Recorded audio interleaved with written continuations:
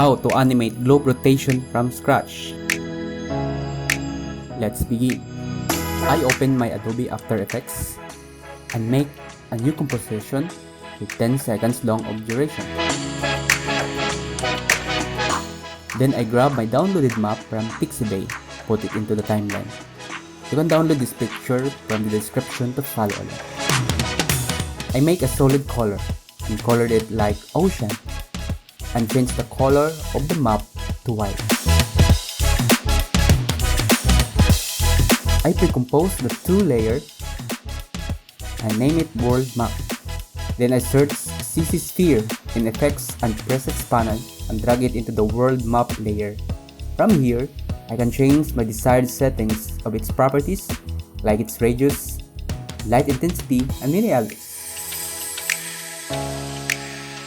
Then I start animating the rotation.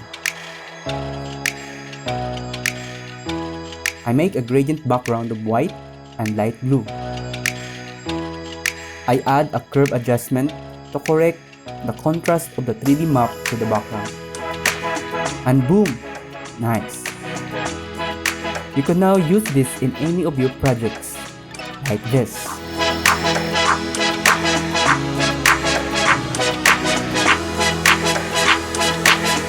That's it!